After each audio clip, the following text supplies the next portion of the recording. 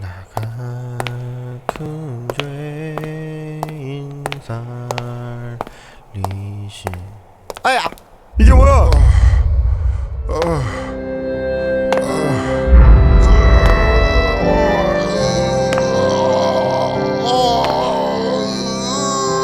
좁은 문으로 들어왔습니까? 좁은 문으로 들어온 사람은 좁은 길 걸어가야 합니다. 그러나 들어와 놓고는 겁이 나서 걸어가기를 싫어해요. 그리고는 넓은 길을 기웃기웃거리면서 그래서 적당히 교회만 드나드는 분들이 계세요. 그 결과 반드시 영생을 얻을 수 있다고 아무도 장담할 수가 없습니다. 생명이 실제가 됐다면, 이 신앙이 실제가 됐다면, 이 복음의 진리가 실제가 됐다면, 천국이 실제가 됐다면 억지로 죽지 못해 하는, 그냥 어렵고 힘들고 쥐어짜듯이 하는 이런 신앙생활이 난 존재할 수가 없다는 것입니다.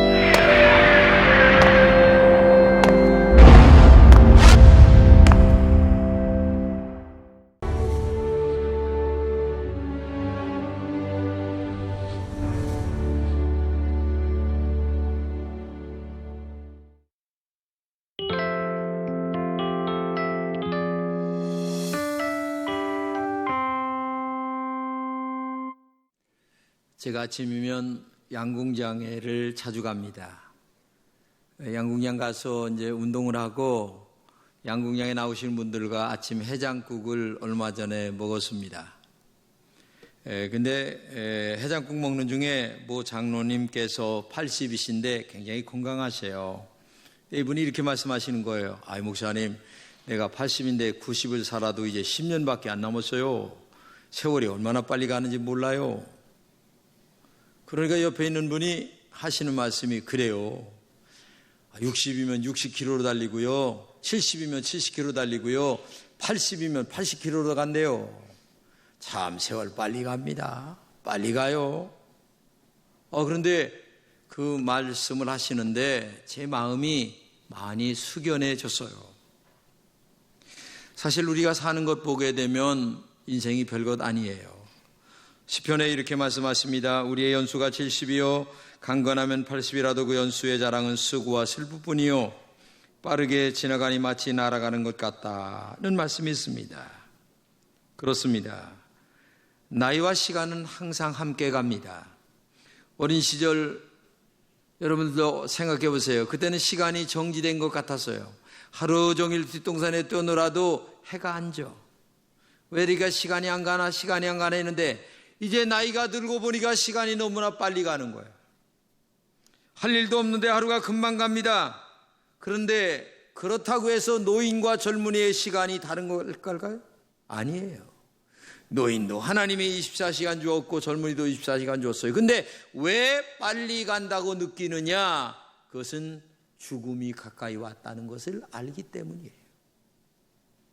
그 한 가지 때문에 시간이 빨리 간다라는 것입니다. 남은 시간이 얼마 안 된다. 살고 있는 시간은 죽음의 거리와 너무나 가깝다. 그런 말이죠. 마치 희망의 끈이 끊어졌다는 그런 의미의 표현일 것입니다.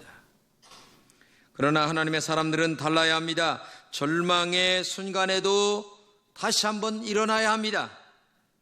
더 이상 내려갈 곳이 없다 할지라도 믿음으로 하나님만 바라보며 살아가는 것이 하나님의 사람들의 삶의 특징입니다. 하나님의 사람들은 뭔가 달라도 달라야 합니다. 모든 사람들이 끝이라고 또 포기하는 순간 그 순간에도 나는 믿음으로 산다 그러면서 당당하게 일어나 정말 하나님의 사람답게 살아야 됩니다. 성경은 이렇게 말합니다. 믿음은 바란 것들의 실상이요 보지 못하는 것들의 증거다 말씀하십니다. 만약에 이 세상의 절망이 끝난다 할지라도 하나님의 사람들에게는 영원한 하나님의 나라가 우리를 기다리고 있다는 것을 생각하면서 어떠한 절망적 순간 속에서도 하나님의 사람들은 믿음으로 벌떡 일어나 승리의 삶을 살아가야 되는 거죠. 이 세상이 끝나면 영원한 시간이 있습니다.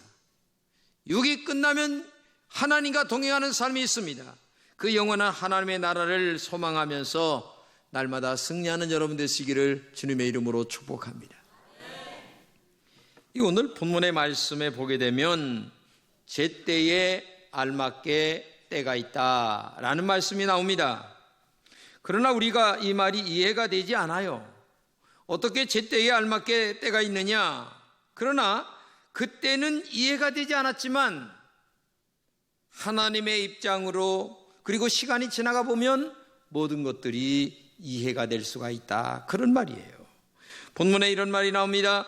모든 일에는 다 때가 있다. 세상에서 일어나는 일마다 알맞은 때가 있다고 1절에 말씀하고 있죠. 나는 이해할 수가 없어요. 그러나 하나님은 한치의 오차도 없이 이 지구를 운행하고 있다고 하는 사실을 우리가 알아야 돼요. 전도서 3장에 때라는 말이 많이 나옵니다. 우리의 삶을 전반적으로 다 아우를 수 있을 만큼 다양한 때라는 말이 많이 나와요. 태어날 때와 죽을 때가 있다. 심을 때와 뽑을 때가 있다. 허물 때와 세울 때가 있고 울 때와 울을 때가 있고 통곡할 때와 기뻐하며 춤출 때가 있다. 껴안을 때와 껴안는 것을 삼가할 때가 있다. 찾아 나설 때와 포기할 때가 있다. 간직할 때와 버릴 때와 찢을 때와 꿰맬 때가 있다 하면서 수없이 많은 때에 관한 이야기를 얘기하십니다.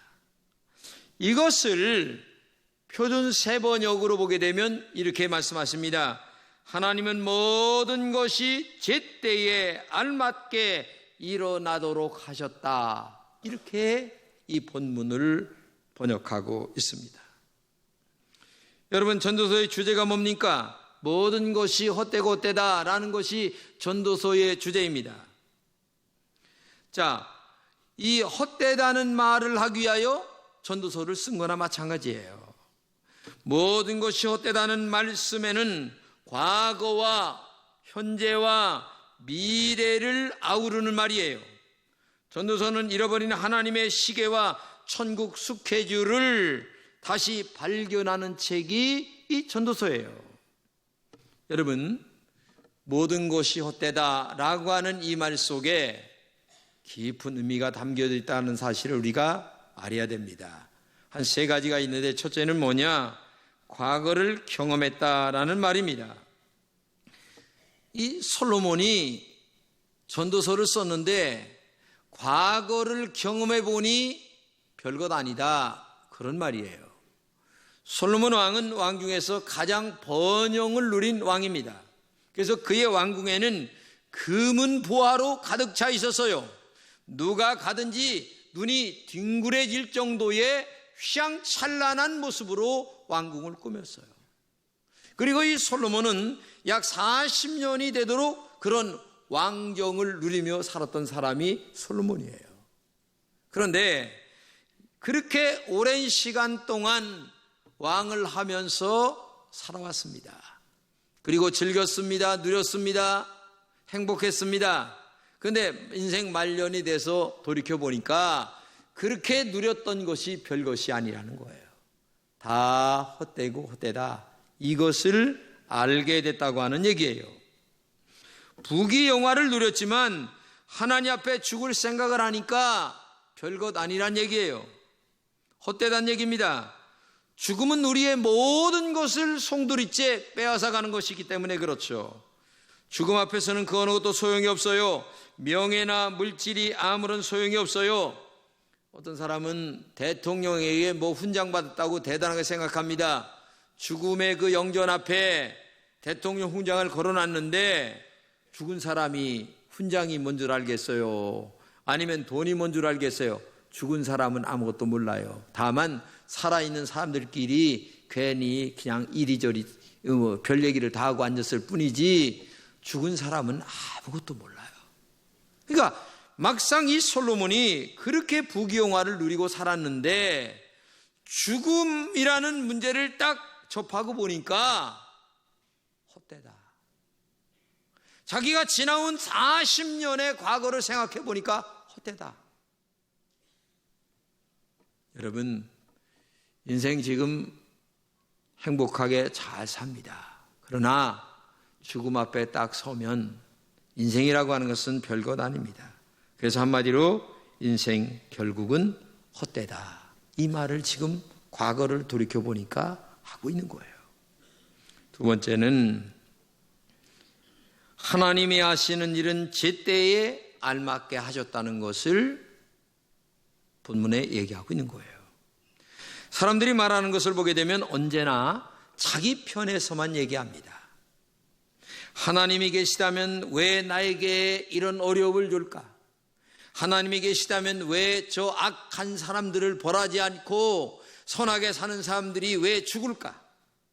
공의롭고 정의로우신 하나님이 이 세상의 악을 왜 내버려 두느냐?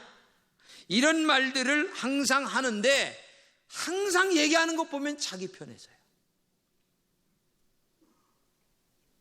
여러분, 어린아이가 부모의 마음을 이해할 수 있습니까?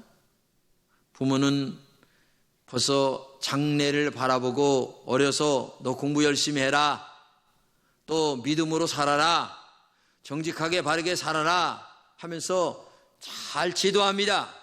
그런데 안타깝게도 이 어린 자식은 이 말 못해요. 못 알아듣는다는 얘기예요, 한마디로 얘기하면. 그래서 말을 안 들어요. 아마 여기 계신 분 중에 어려서 자식 키울 때에 자식 한번 잘 키워본다고 치맛바람을 날리면서 학교에서 뭐 별 일을 다 하면서 아마 자식 키웠을 거예요. 근데 그 자식이 뭐 그렇게 대단하게 내가 돈 쓰고 수고하고 애쓴 것만큼 잘 됩니까? 안 되는 거예요, 이게. 헛되고 헛된 일이에요, 이게. 참 인생이라는 게 묘한 거예요. 자식도 애비의 마음, 애매의 마음을 이해 못하는데 하물며 인간이 하나님의 깊고 오묘한 것을 어떻게 이해할 수가 있겠어요? 생각해 보세요. 그러므로 하나님의 뜻에 내 마음대로 더하기 빼기 곱하기 나누기 마음대로 하지 마세요. 내가 이해가 안 된다고 하나님이 잘못된 것은 아니에요. 내가 이해가 안 될 뿐이지 하나님이 잘못된 것은 아니란 얘기예요. 오늘 본문을 표준 세번역으로 말하면 이렇게 얘기합니다. 하나님은 모든 것이 제때에 알맞게 일어나도록 만드셨다. 더욱이 하나님은 사람들에게 과거와 미래를 생각하는 감각을 주셨다. 그러나 사람은 하나님이 하신 일을 처음부터 끝까지 다 깨닫지는 못하게 하셨다. 아마 여러분들이 하나님의 뜻을 안다라고 할 때에 아마 1%나 알면서 신앙생활 하는지 모르겠어요. 99%를 모르고 신앙생활 하면서 뭐 대단하게 하나님의 것을 많이 아는 것처럼 착각하지 마세요. 그런데 중요한 것은 내가 몰라도 하나님은 제때에 알맞게 모든 것들을 운영해 가신다는 거예요. 여러분이 하나님의 사랑을 얼마나 이해하십니까? 특히 십자가의 사랑 때문에 교회 나왔는데 그 십자가의 사랑을 얼마나 아십니까? 그 십자가의 사랑은 더하기 사랑이 아니에요. 곱하기 수도 없는 곱하기 사랑이 십자가예요. 그런데 그 사랑을 안다고 얘기를 하면서 여러분과 제가 신앙생활 하는데 그 사랑을 정말 안다면 우리의 신앙생활이 이렇게 게으를 수 있습니까? 아니, 십자가의 사랑이 얼마나 대단한 사랑인데 그 십자가의 사랑을 정말 안다면, 아니 50%라도 안다면 게으를 수가 있겠습니까? 하나님의 신앙생활을 이렇게 할 수가 있겠습니까? 말은 십자가의 사랑 알지만 거기에 대한 보답은 실제 10%도 못하고 있는 거예요. 그래도 하나님은 참아주시고 이해하시고 용서하시고 사랑해 주시기 때문에 우리가 보존하고 있는 거예요.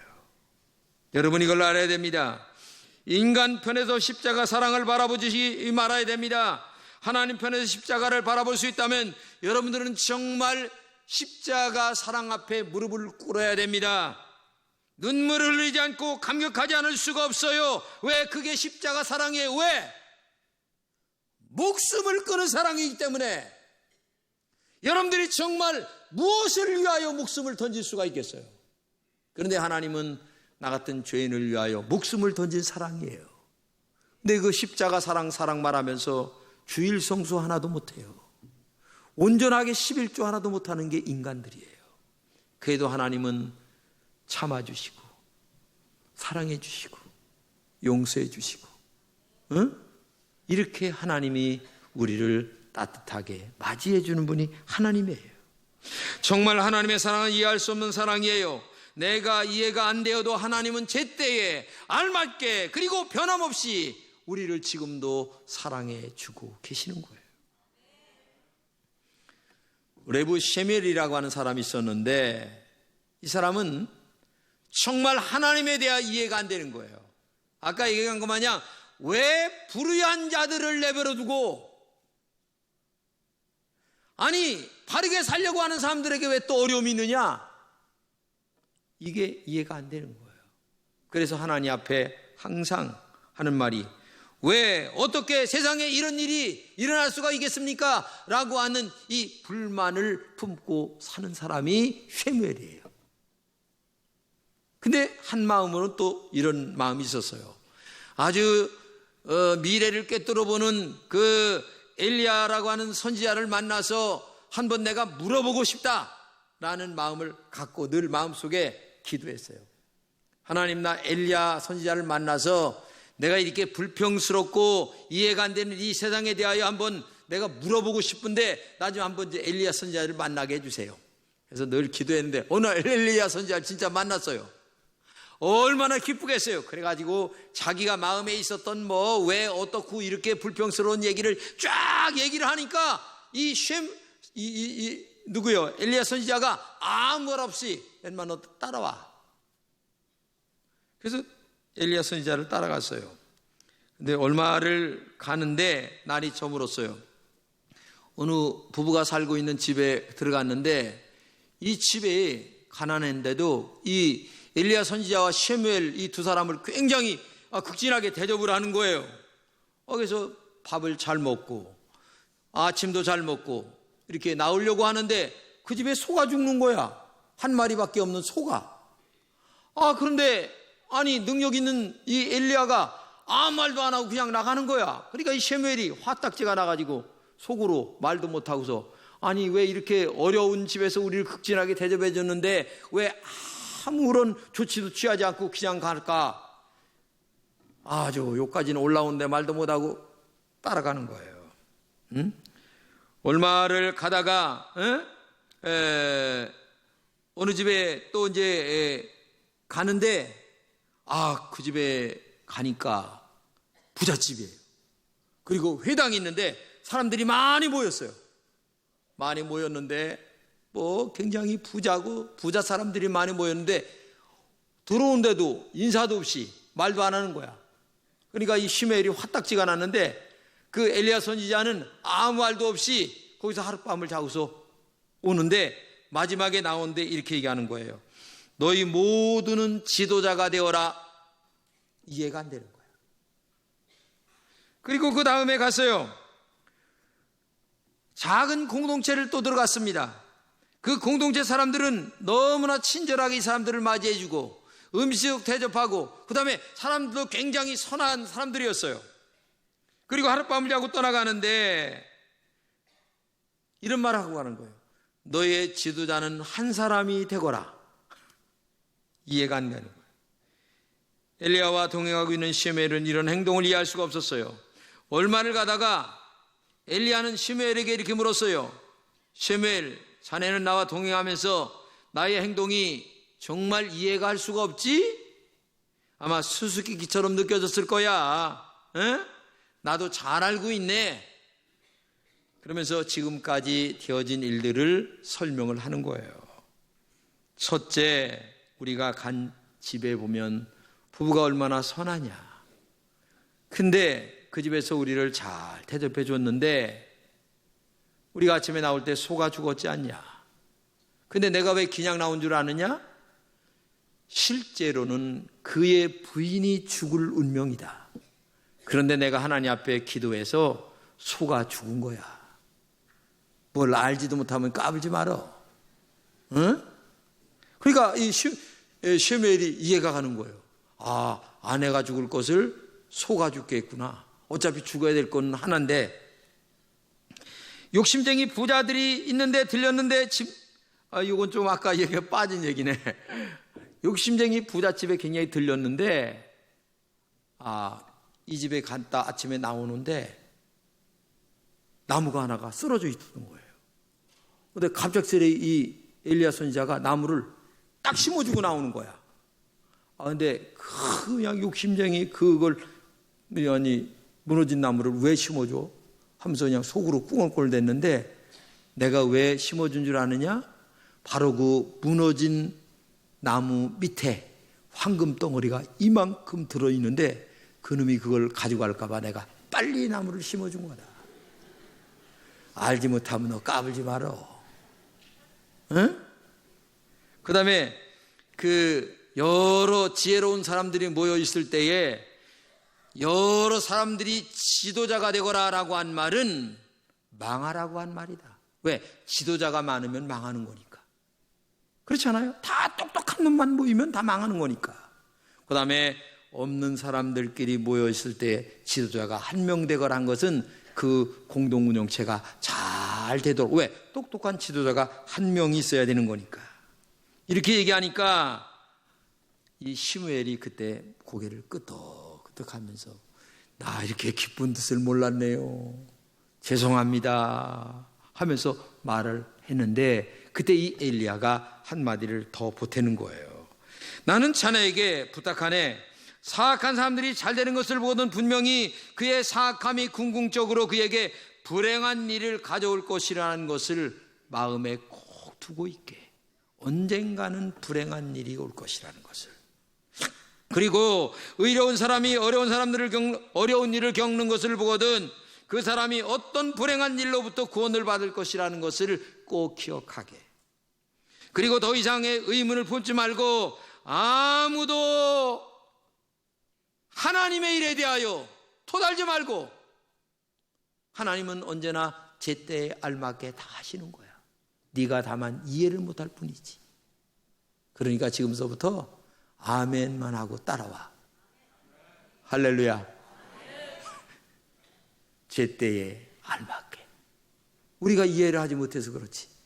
하나님은 항상 제때에 알맞게 하시는 거야. 그렇기 때문에 믿음이라는 것이 거기에 들어가야 되는 거지, 믿음이 없이는 이 제때에 알맞게 라고 하는 말을 이해를 못하는 거야. 이걸 여러분 알아야 돼요. 우리는 모든 일을 항상 내 편에서만 생각하는 이런 나쁜 습성이 있어요. 이것이 문제예요. 함께 사는 부부도 이해하기가 힘들어요. 그렇죠? 그렇기 때문에 찍어가 나오는 거지. 세상에 생각해 보세요. 근데 그 높고 깊고 오묘하신 그 하나님의 뜻을 여러분들이 얼마나 알겠다고 뭐 하나님에 대해 불평하고 원망하고, 여러분 그렇게 살지 마세요. 응? 그 하나님의 십자가의 사랑이 나를 불러준 것만 해도 고마울 뿐이지, 응?